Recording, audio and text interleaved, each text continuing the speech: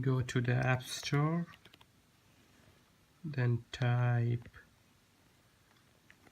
Kodi remote, then hit enter. Another display will appear, then install. Get the app official Kodi remote, then choose your ID here.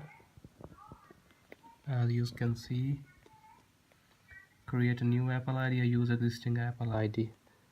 Install this app to control any media server, to control it by network using Kodi remote to control Kodi interface.